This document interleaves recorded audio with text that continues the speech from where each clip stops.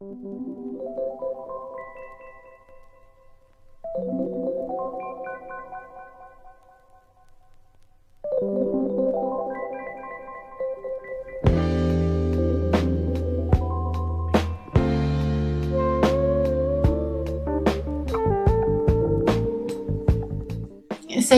aujourd'hui j'étais partie pour vous parler de la cosmologie chinoise, mais finalement, je vais vous parler du rumex.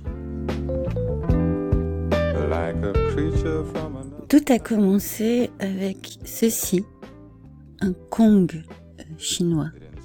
Enfin non, tout a commencé d'abord avec du rumex dans mon jardin. Je savais pas ce que c'était, je me suis renseignée, c'est donc du rumex.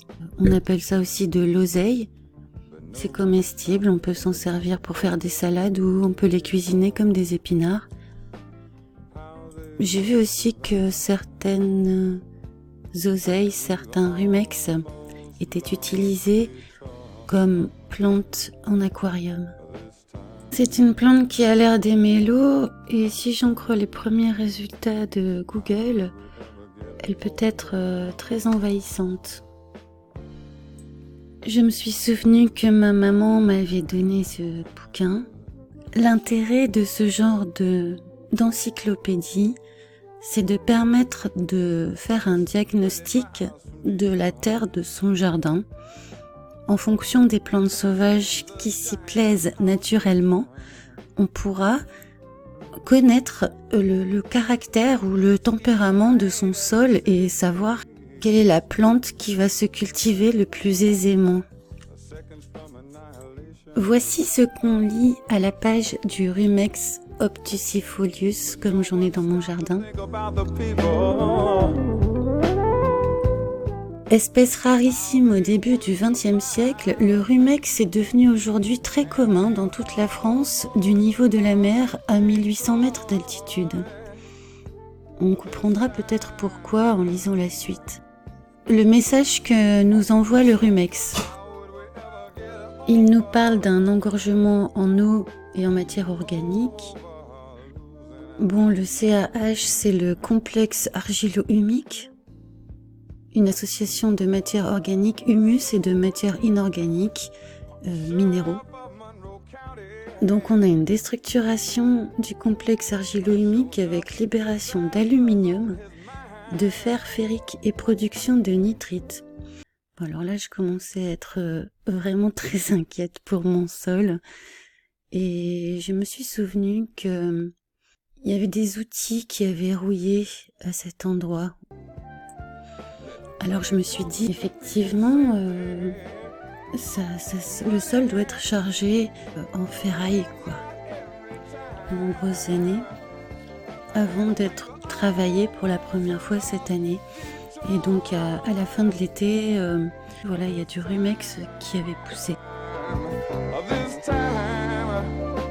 De là, je me dis, est-ce que je ferais bien de manger les pommes de terre que j'ai fait pousser là, à côté, dans un sol chargé en fer ou en aluminium? Est-ce que ce serait bon de les manger ou plutôt d'attendre un petit peu l'année prochaine, voire quelques années, voire abandonner cet endroit? Alors si je continue la lecture, je vois qu'en médecine on utilise ces racines qui sont dépuratives, diurétiques et toniques, mais elles soignent les intoxications aux métaux. Intoxication à l'aluminium, aux métaux lourds, au fer ferrique et au nitrite. Alors là, je trouve ça incroyable. Oui, parce qu'on sait tous qu'on a besoin de fer, mais pas le fer, la ferraille, qui n'est pas bio-assimilable.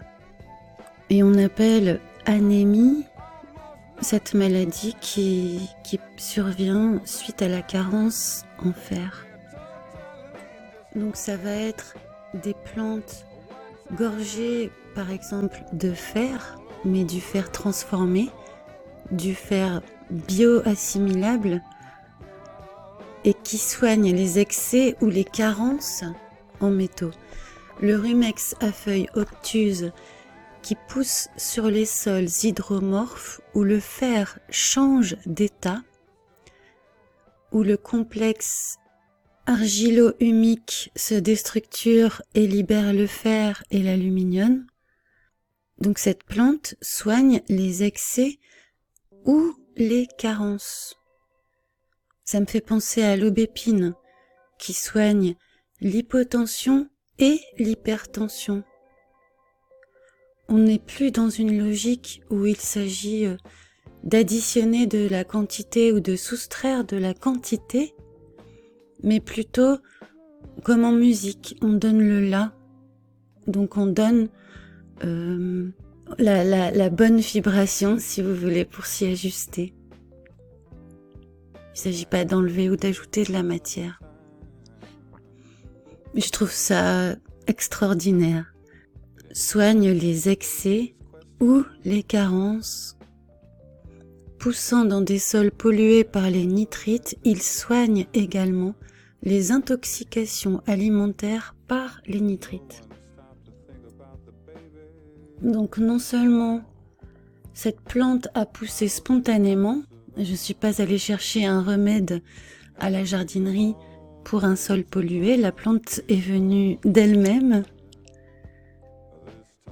Elle s'occupe donc de permettre la transformation de la roue et du métal en fer bon pour nous, qui répond à des besoins physiologiques humains. Et d'autre part, elle répare le sol aussi. C'est une leçon pour tous ceux qui voudraient faire de l'écologie mieux que la nature, disons. Je pense que je vais laisser le rumex, que je vais le manger aussi.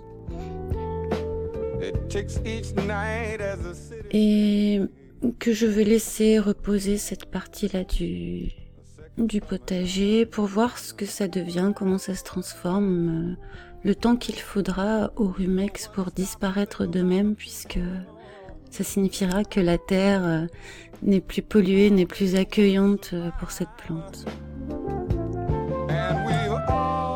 Ah oui, je voulais en venir au Kong chinois, mais ça du coup j'en parlerai la prochaine fois plutôt. Alors à la prochaine.